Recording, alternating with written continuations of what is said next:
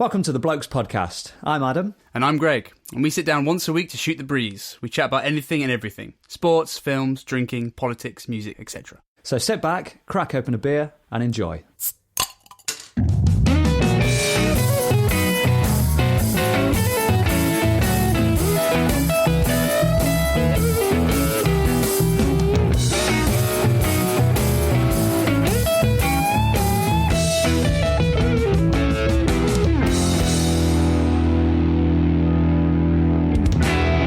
Ahoy there, sailor.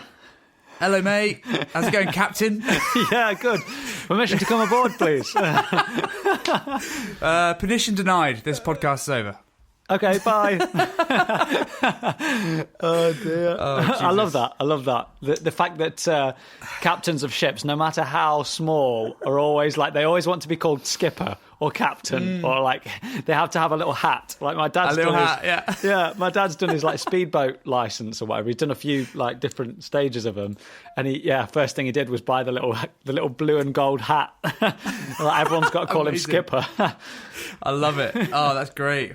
I would do that. I think I would 100% do that. Yeah, definitely. I think actually what I'd probably have is I'd have a little hat that's slightly smaller than mine and not quite as cool, and I'd give that to like my first mate, just as like a little, like a power move. Force them to wear it. Yeah, power move. That's it. Just to make them look a little bit smaller and weaker. One down the chain.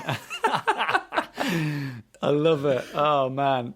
There's these Australian comedy guys called Hamish and Andy. They do a podcast as well, which is fantastic, the Hamish and Andy podcast. And they have this little segment where they do power moves, and people just send in like stuff that you can do at work to make your colleagues look weaker than you and that sort of thing. It's just, it's absolute gold. Complete regular of the show. But yeah, that's in fact, I should send that into him actually. A mini sailor hat. Yeah, do it. Yeah, the captain can also grow a good beard as well, right? I think if you're a skipper of a ship or a vessel, you've got to be able to grow a good beard. Uncle Albert style. Yeah, I agree. How's your dad's beard growing potential? I've never seen him with a beard. He's obviously always, whenever I've seen him, he's always been clean shaven. Yeah. He occasionally grows a beard when he's on holiday, like classic dad thing to do as well, like summer holiday beard. And then, but he's sort of within our household. He's famous for his tash. Like back in the day, he had he was just the most 90s looking dad you could get. Right, he had these big jam jar glasses. Those massive ones they had in the 80s. The pastel suits. Skinny tie, big tash, receding hairline. But back in the day when blokes were going bald and they didn't cut it short and they just had it. Oh yeah. It was just like bushy on the sides and like round the back, but it was like super bald on the top. Brilliant. There's some incredible pictures of me at my christening. Just like, obviously I'm just a tiny little baby, but like Mum's got this big bouffant sort of Princess Diana haircut, and Dad's got his big tash. It's brilliant. It's just I love ultimate it. 80s. Actually, I think I've seen a photo of this and remember loving it. And you describing this actually before. Brilliant! You've had first-hand experience then. Like I think your mum's power suit. Yeah. Like wearing a full-on power suit. Yeah, absolutely love it. Great. Well, I think that's kind of similar to my dad. Actually, he had a infamous tash back in the day. Nice. I think because he started a business when he was like, I don't know, 27.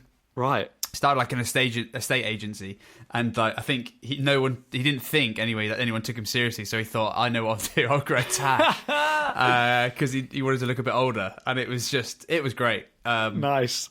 Yeah. It was it's pretty impressive. What style did he go for? Was it like military slug or was it like pencil military tag? Slug? Right, nice. Military slug. Yeah, it was the slug. Ned Flanders style. Yeah, and now he just shaves all hair off of his face and head. It's just gone. It's right, just an egg, like an egg. Yeah. I like it. Hard-boiled egg. Oh dear! Shout out to all the dads out there. Yeah. This is affectionate dad chat. There's no dissing involved. Absolutely. Absolutely. Yeah, that's what we aspire to be. Like balding, power suit wearing, mustachioed business owners. Yeah, it's like the dad dream, isn't it? 100%. I'm actually considering going back to the tash. Actually. Oh, cool. I thought you were going to say I'm considering having a child. Then I was like, Jesus, big. You've not even told the missus. Whoa! Yeah, no. Let's just be serious here for a second. One important decision at a time. Yeah. Facial hair. So I've been cultivating a lockdown beard actually since the last gig I had in September when I had to clean shave. Yeah. I haven't touched my face basically with any sort of razor or anything, and I'm just sort of seeing where it's going, and it's looking good, mate. From what I can see over the internet, it looks decent. You're too kind. I tell you what, my problem is, and I'm very critical about facial hair. Facial hair is important to me. Yeah. My soul patch. I have a weak soul patch. Ah, right. Yeah. Okay. And now the problem, which is like the least important part of the beard, probably. Like it's the first thing you want to get rid of. But when you don't have a soul patch, it kind of looks like an Amish farmer. Right. Yeah. Like I've just got back from churning some butter, or riding a Shire horse or something. I don't know. Oh man. So that's my issue. I've got this Amish beard coming in, and I don't know. It's getting to that point where I don't think it's ever going to grow enough under my bottom lip, basically. I mean, the rest of it is so strong, so I feel your annoyance because, the tash and the chin and round the sides, like everything is really strong. So yeah, to have one part that just won't play ball, that is bloody annoying. It's letting me down big time. So I think I'm gonna be as ruthless as I will be if I start receding, or I am slightly receding. But when I get to your dad's level, I'm just gonna as soon as the early signs start, it's all gone. Really? So I'm just shaving it off. Yeah. So I can see that the big beard is never gonna work. I'm fine with that. I've made peace with it. It's a shame. It saddens me, but I mean, you've had beard pretty much on and off for ever since I've known you, so 10 years or so, right? Yeah, it's been a long journey to get to this point, Adam, and I think this is the final straw that I'm just going to admit that I cannot grow a proper beard. I'm just going to stick to the stubble and tash. Well, mate, I came to grips with that years ago. Yeah, I've never been a beardy guy. I think because I've got sort of my mum's side are all very fair-haired, sort of blondie, reddy, that sort of strawberry blondie sort of thing going on. Yeah.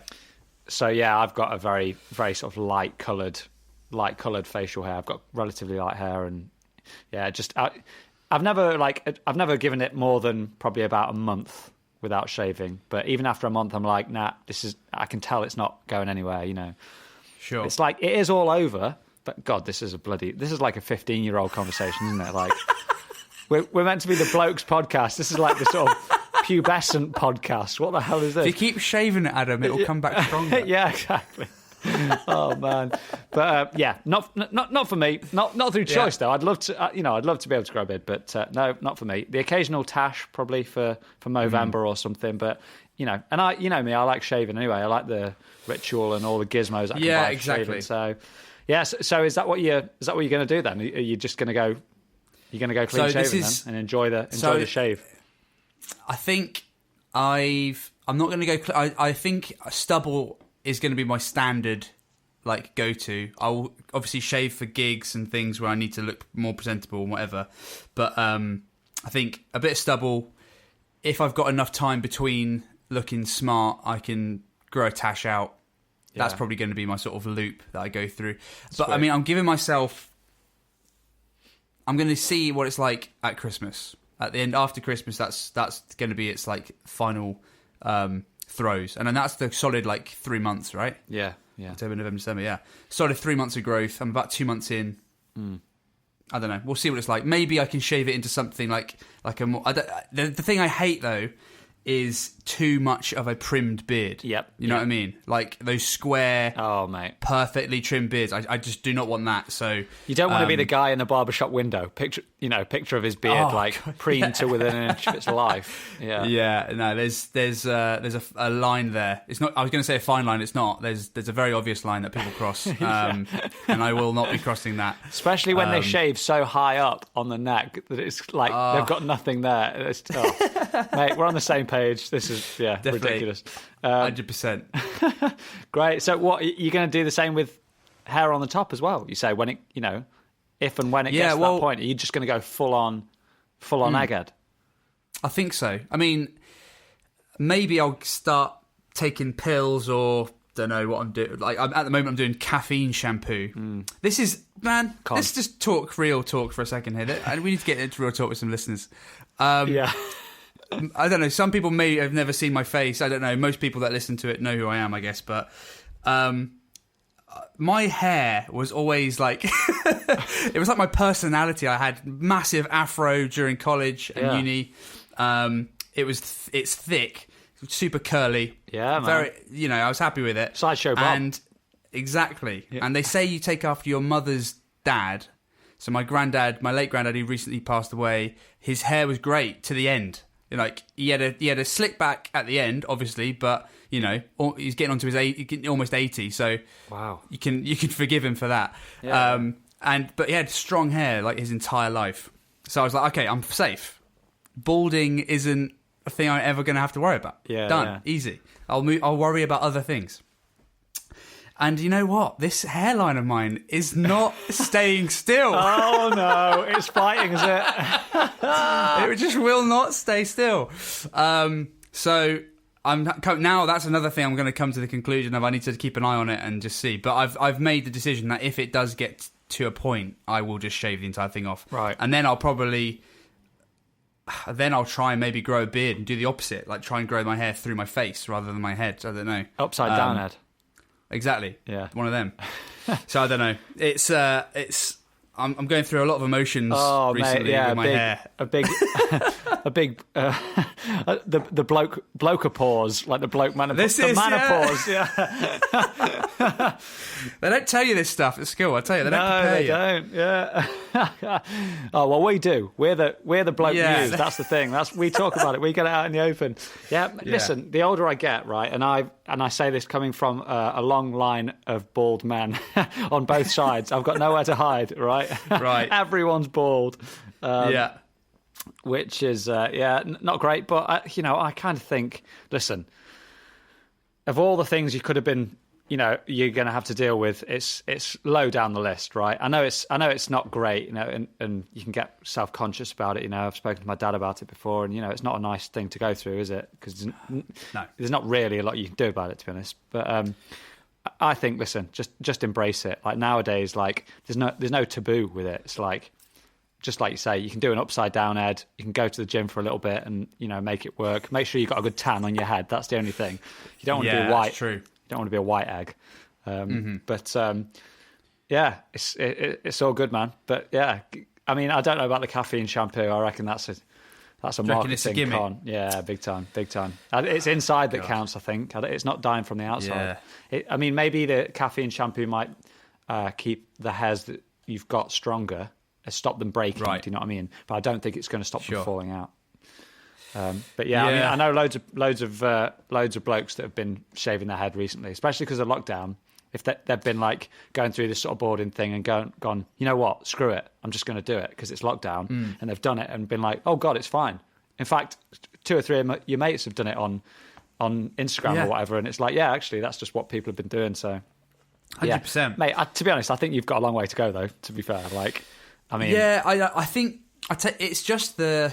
I know. Maybe it just came as a shock because, like, it's something that I always thought I just have nailed for my entire youth, at least into my 40s, Yeah. But you know what? I think there's a chance it might have been the amount of caps I used to wear. You may have noticed that I don't wear caps hardly ever now. Yeah.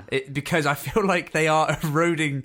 I don't know, man. I'm just clutching at straws here. But no, definitely. Where the cap obviously sits on your head, that's where the hair's disappeared from. So makes sense.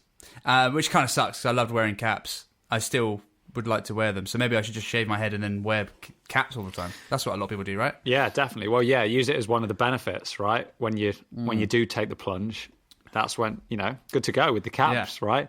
How else are people going to know I support the Seahawks? This is what I don't understand. When I'm walking around in public, how can I project my likes and the fact that I went to the Oval once and with my Surrey cricket cap? And I don't know how do people going to know who I am and what I like?